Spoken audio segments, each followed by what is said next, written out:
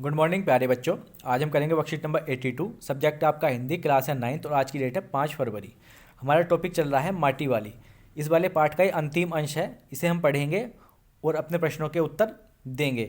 बहुत अच्छा और बहुत इंटरेस्टिंग पार्ट है, आपको सबको ज़रूर पढ़ना चाहिए शुरू से आखिर तक, क्योंकि इससे हमें इंटरेस्टिंग तो है ही है, इससे हमें पता चलता है कि लोग कैसी कैसी समस्याओं का सामना कर रहे हैं, कैसी कैसी समस्याओं के साथ अपना जीवन जी रहे हैं। तो शुरू करते हैं आज की हमारी वर्कशीट को।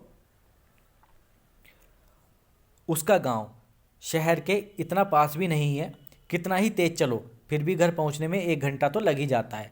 रोज़ सुबह निकल जाती है अपने घर से, पूरा दिन माटा खान में माटी खोदने, फिर उसे विभिन्न स्थानों पर फैले घरों तक ढोने में बीत जाता है। घर पहुंचने से पहले रात घिरने लगती है, यानी जब वो वापस घर जाती है तब तक रात होने लगती है। उसके पास अपना कोई खेत नहीं, ज़मीन का एक भी टुकड़ा नहीं। झोपड़ी यानी जहाँ पर वो रहती है, जिसमें वह गुजारा करती है, गांव के एक ठाकुर की ज़मीन पर खड़ी है।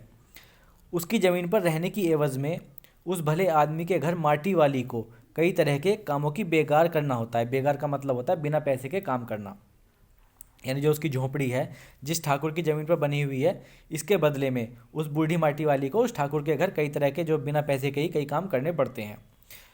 उसके आगे है, नहीं आज वह एक गठरी में बदल गए अपने बूढ़े को कोरी रोटियां नहीं देगी। माटी बेचने से हुई आमदनी से उसने 1 पाव प्याज खरीद लिया। क्या खरीद लिया? 1 पाव प्याज। जो आज की माटी बेची थी उसकी आमदनी हुई थी उससे। उसके बाद प्याज को कूट कर वह जल्दी जल्दी तल लेगी, ऐसा वो सोच रही है। रास्ते में चलते हुए सोच रही है कि अब कि जब घर जाएगी तो सबसे पहले क्या करेगी, प्याज को कूट लेगी, फिर उसे जल्दी जल्दी तल लेगी। बूढ़े को पहले रोटियां दिखाएगी ही नहीं, सब्जी तैयार होते ही परोस देगी उसके सामने 2 रोटियां। ठीक है, वो सोच रही है कि जैसे ही सब्जी बन जाएगी, तैयार हो जाएगी जो प्याज ली है उससे, तो अपने बूढ़े के सामने 2 रोटियां रख देगी। फिर आगे कह रही है, अब वह 2 रोटियां भी नहीं खा सकता। क्यों नहीं खा सकता? क्योंकि वो बहुत ज़्यादा बूढ़ा हो गया है, उसे अब ज़्यादा पछता नहीं है, कुछ भी जो भोजन है ज़्यादा पछता नहीं, इसलिए वो 2 रोटियां भी नहीं खा सकता। एक ही रोटी खा पाएगा, हद से हद 1.5। अब उसे ज़्यादा पछता नहीं। बाकी बची 1.5 रोटियां से माटी वाली अपना काम चला लेगी। 1 रोटी तो उसके पेट में पहले ही जमा हो चुकी है, मतलब 1 रोटी तो जहाँ पर बैठी थी माटी वाली वहाँ उसने पहले ही खा ली थी। मन में यह सब सोचती, हिसाब लगाती हुई अपने घर पहुँच गई। उसके बूढ़े को अब रोटी की कोई ज़रूरत नहीं रह गई थी। ठीक है, माटी वाली के पाँवों की आहट सुनकर हमेशा की तरह आज वह चौंका नहीं। उसने अपनी नज़रें उसकी ओर नहीं घुमाई। घबराई हुई माटी वाली ने उसे छूकर देखा, वह अपनी माटी को छोड़कर जा चुका था। इसका मतलब है कि जो माटी वाली का जो बूढ़ा पति था उसकी मृत्यु हो चुकी थी। तो आज की हमारी वर्कशीट का अंतिम अंश था इस वाले पाठ का, माटी वाली के। अब हम प्रश्न आंसर देख लेते हैं एक बार। पहला प्रश्न है हमारा, बूढ़ी माटी वाली की दिनचर्या क्या रहती है? तो इसका आंसर लिखेंगे हम। बूढ़ी माटी वाली सारा दिन अपने काम में लगी रहती है। रोज़ सुबह मिट्टी लेने के लिए अपने घर से निकल जाती है। पूरा दिन माटा खान से लाल मिट्टी खोदने, फिर उसे शहर में घर घर पहुंचाने में बीत जाता है। वापस अपने घर पहुंचते पहुंचते उसे रात हो जाती है। तो इसका आंसर लिखेंगे पहले वाले क्वेश्चन का ये। सेकंड क्वेश्चन है हमारा, माटी बेचने से हुई आमदनी से उसने क्या खरीदा? उससे क्या बनाने वाली थी? इसका आंसर हमारा ये है, माटी बेचने से हुई आमदनी से उसने 1 पाव प्याज खरीदी थी, उससे वह सब्जी बनाने वाली थी। मैंने आपको जब हम वर्कशीट पढ़ रहे थे ये आपको बताया था। नेक्स्ट क्वेश्चन है हमारा थर्ड क्वेश्चन, माटी वाली का पति अब 2 रोटियां भी क्यों नहीं खा सकता था? क्यों नहीं खा सकता था?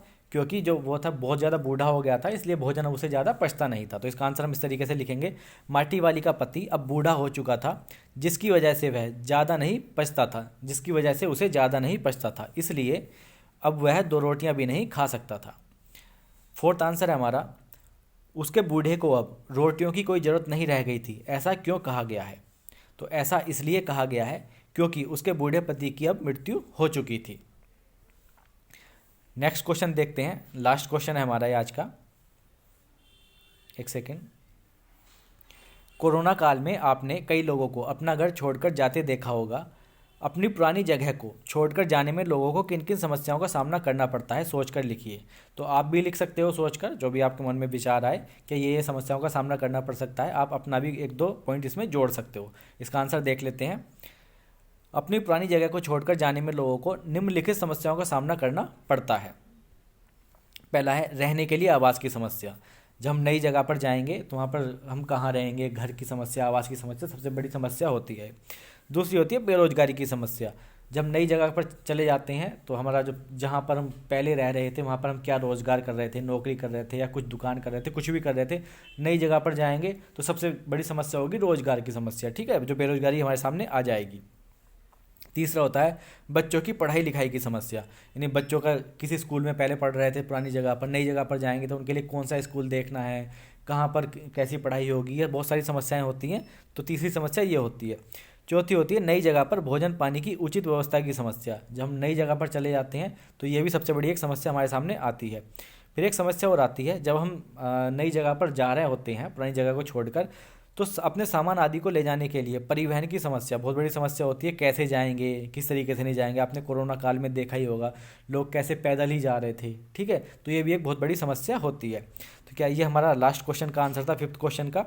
तो आज की हमारी वर्कशीट यही थी। अगर आपको अच्छी लगी हो तो लाइक कर दीजिएगा और कमेंट करके ज़रूर बताना कि आपको वीडियो कैसी लगी। अगर आप कुछ और इसमें इम्प्रूवमेंट चाहते हैं तो वो भी आप कमेंट करके ज़रूर बताना। Thank you, thanks a lot.